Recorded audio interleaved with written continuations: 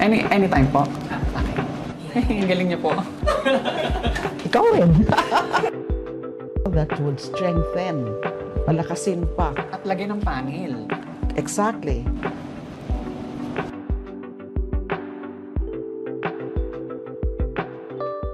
Isang mapagpalayang araw po sa inyong lahat. This is your Queen Matilda, always on the way. Ngayong araw ay ipinagdiriwang natin ang ika-77 anibersaryo ng Human Rights Day dito sa Pilipinas at maging sa buong mundo. Alam ko na marami sa atin ang nakaranas ng kahit sa maliit na paraan ng mga sitwasyon na kung saan ay naapektuhan ng ating mga karapatan bilang tao. Mahirap man, ngunit andito pa rin tayo. Ngunit paano kung sa loob ng halos 7 taon ay inilayo sa iyo ang iyong karapatan na maging malaya? At dahil ito sa mga hindi totoong paratang na bahagi lamang ng isang politikal na intensyon. Alamin natin ang kanyang istorya at kumustahin natin siya.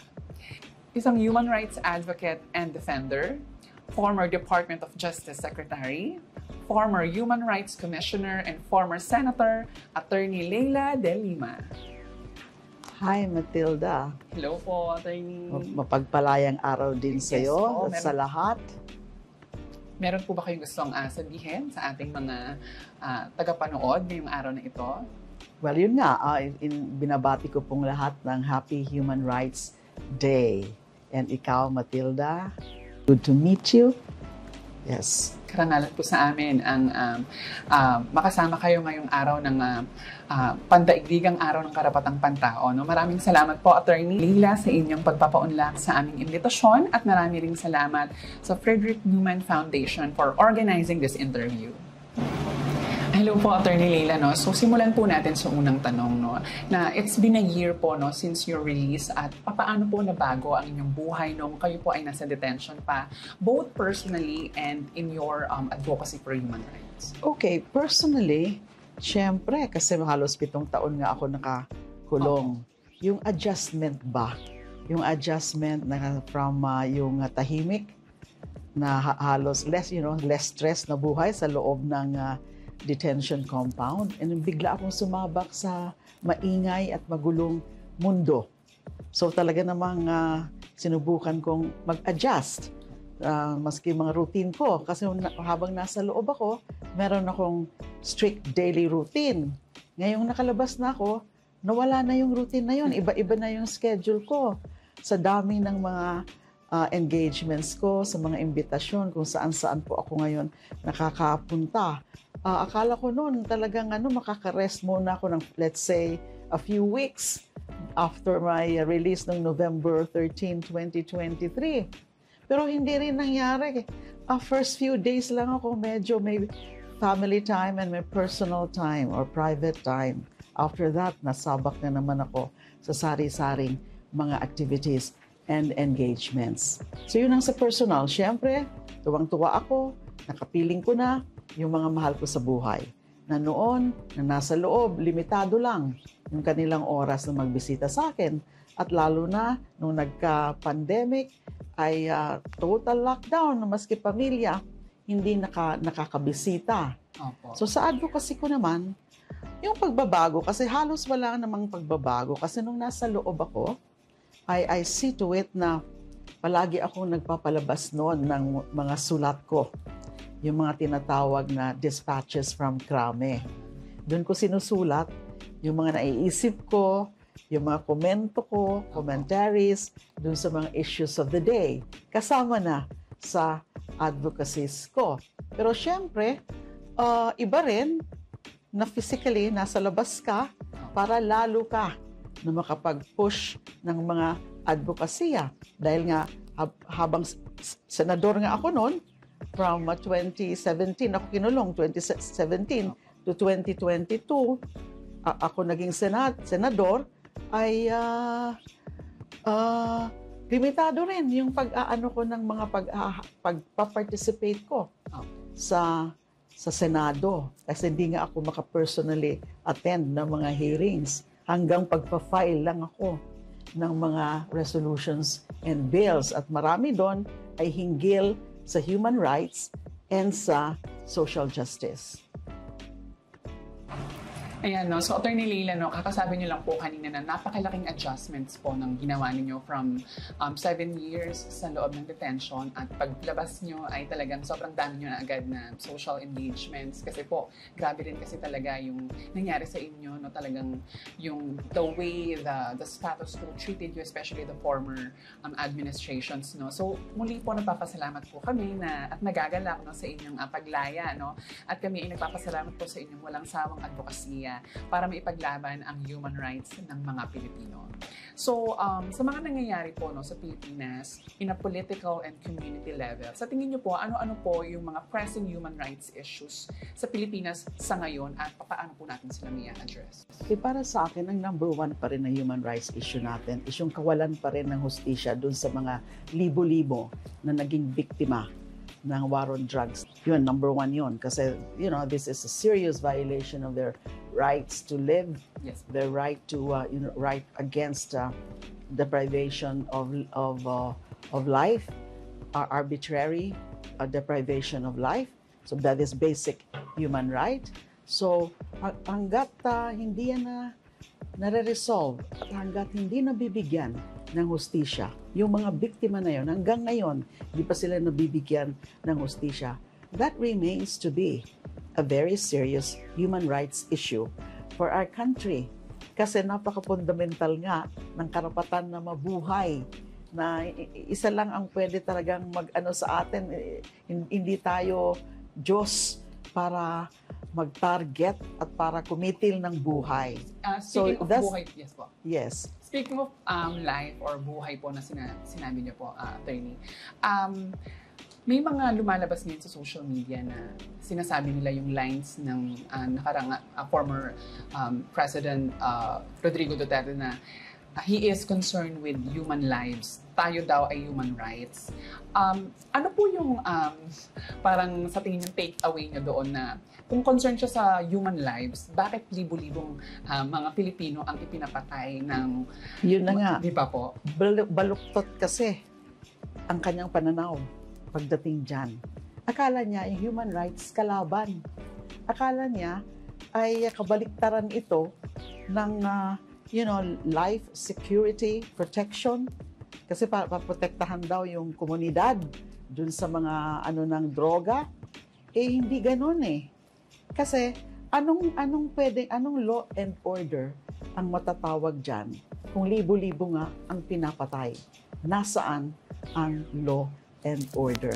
So mali ang ganong interpretasyon na binabaliwala niya yung human rights. Pero tingnan mo, Matilda, nung pagdating doon kina Pastor Kibuloy, di ba bigla sila Duterte at saka yung kampo niya, bigla silang naging human rights champion. Opo. So they invoke human rights if convenient for them. Yes. Pero pag hindi, baliwala sa kanila yung human rights. Mali po yun. Opo, correct, no? In connection with that, so parang kung concerned sila sa human lives at hindi nila concerned ang human rights, ang buhay na walang karapatan ay wala ring silbi. Walang silbi. Wala tayong buhay eh.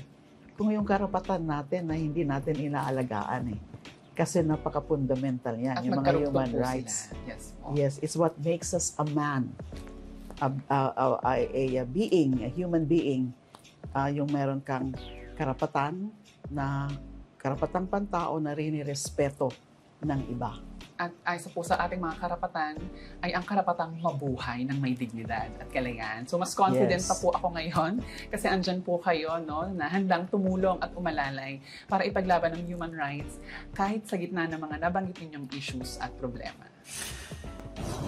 Ang Human Rights Day ay talagang napakahalaga para maipaalala na bilang mga tao, tayo ay nararapat na irespeto at itrato ng tama ng ibang tao at ng pamahalaan. Isa po kayo sa masasabi kong simbolo ng paglaban upang makamit ang karapatang pantao at marami pong humahanga sa inyong katapangan at husay. Attorney, ano naman po yung advice ninyo? Ang nais niyong ibigay, no, sa ating mga young advocates na lumalaban para sa human rights and social justice. Kagaya ko. Okay, just carry on. Pursige nyo ang laban. maging mas aktibo kayo, mas determinado kayo, na magkaroon talaga ng high level of awareness ang mga komunidad pagdating sa human rights. Kasi hindi masyadong na-appreciate sa atin yung usapin ng human rights. Hindi masyadong nakikilala yung kung gaano kahalaga ang fundamental ang tungkol sa human rights. So young advocates can help out because they have the means, they have the instruments to spread the message. Mas nakakaano sila sa mga online, sa mga paggamit ng mga iba-ibang gadgets. And they can do some creative things para talaga ma-increase ang awareness ng mga tao about karapatang pantao.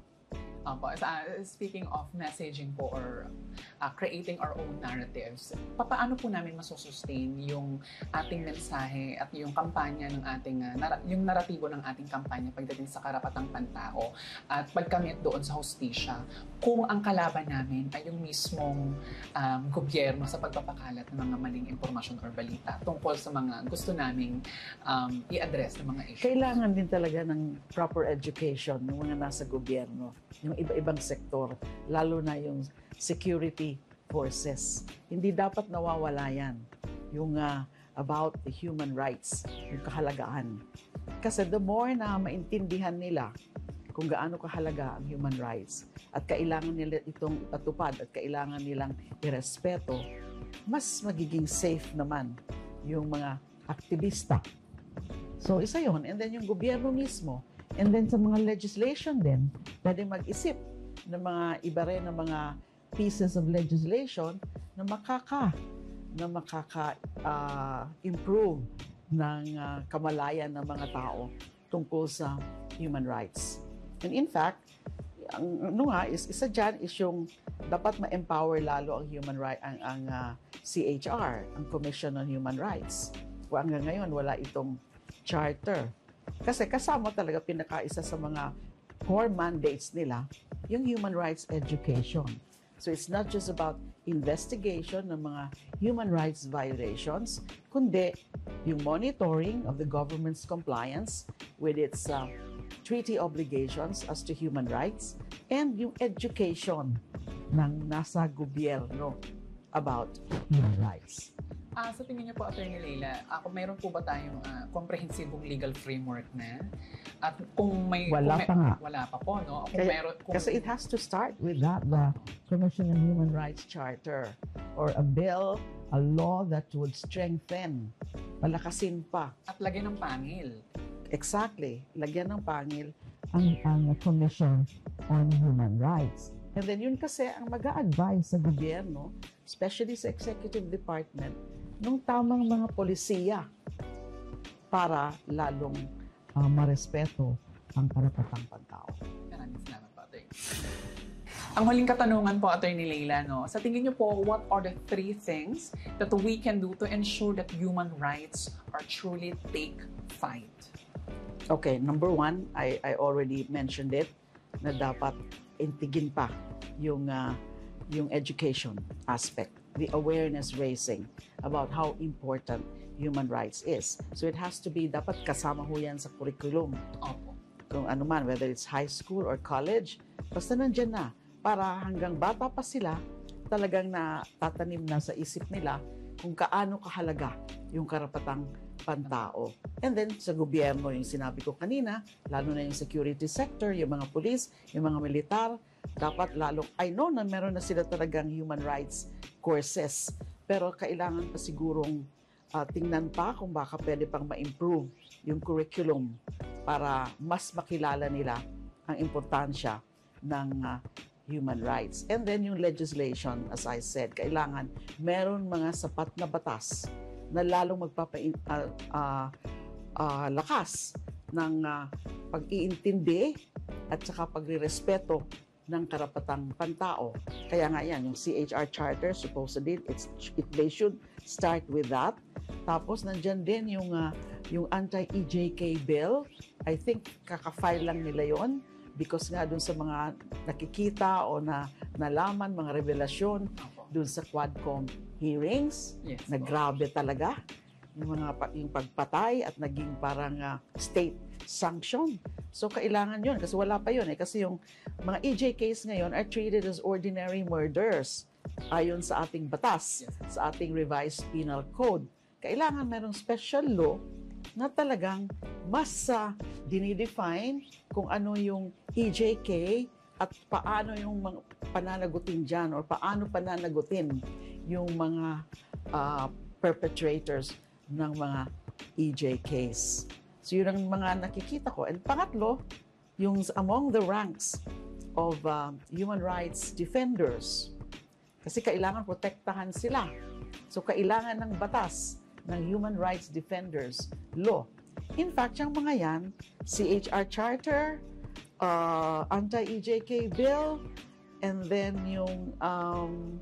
yung last na nabanggit ko, yung tungkol naman sa ano nga ba yung sinabi ko?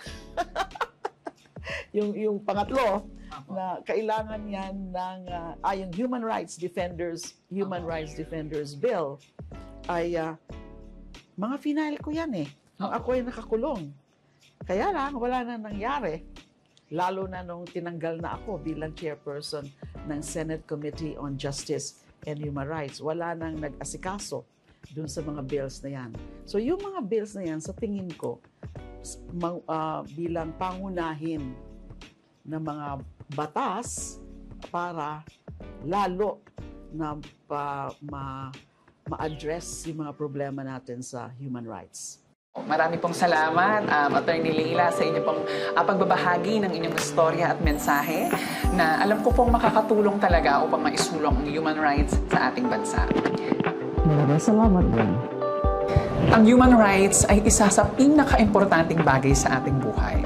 Kung wala nito, ay mapupuno ng karahasan at di pagkakaintindihan ang ating lipunan. Sabi nga nila na ang respeto ay ino-earn. Ngunit ang mas tamang paniniwala ay ang pagbibigay respeto sa karapatang pantao ng bawat isa, anuman ang kanilang kulay, kasarian at antas ng buhay. Huwag nating kalimutan na patuloy lang tayo sa pagsulong ng ating mga karapatan upang lahat tayo ay maging tunay na malaya at mapagpalaya. Together, let's take our flight of freedom. This is Matilda Airlines signing off.